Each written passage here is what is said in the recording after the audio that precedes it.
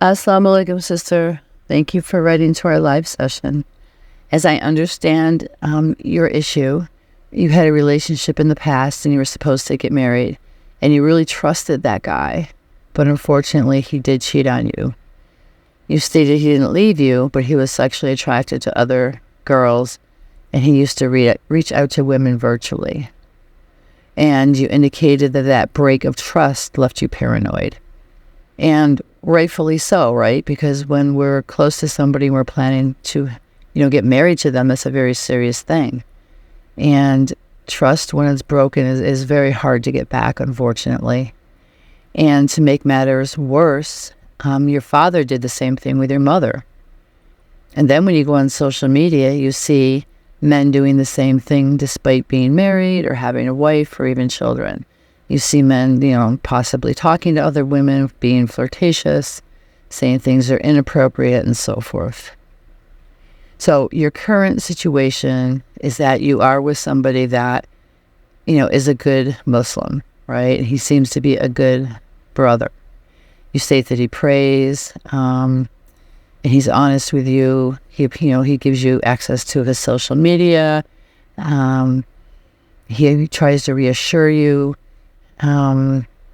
He is, being supportive of what you're going through and your lack of trust. Okay.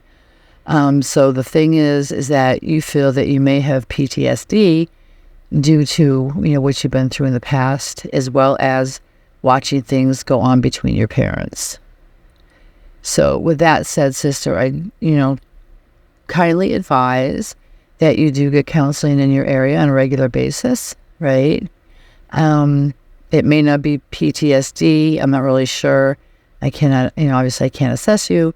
But it may have turned into something like anxiety, right? Or like a phobia, a fear, right? And that will propel you into wanting to keep checking things, keep checking his phone on a regular basis, keep checking, social media, keep asking him questions. And that's a way of, exhibiting anxiety and fear, right? Is it by checking things all the time? That's one way. But it's not a healthy way, okay? So what I advise is please do get counseling, get a diagnosis, and participate in the therapeutic process, right? That would mean, talking through, your past, what you witnessed with your father doing to your mom, how this affected you, possibly, how it affected you when your previous fiance cheated, and how you're going to change your thinking, inshallah, to something positive and move forward, right?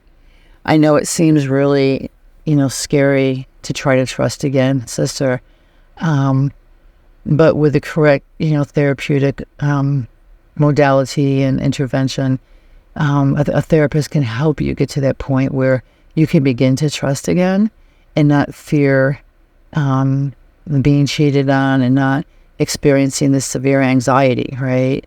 And the need to want to check your fiance's phone on a regular basis. Because that's not a healthy way to have a relationship either. And it's not fair to you, and it's not fair to him. So prior to getting married, inshallah, I would resolve this issue so that when you do get married to him, you can get married, inshallah, with a sense of peace, security, and trust between the two of you.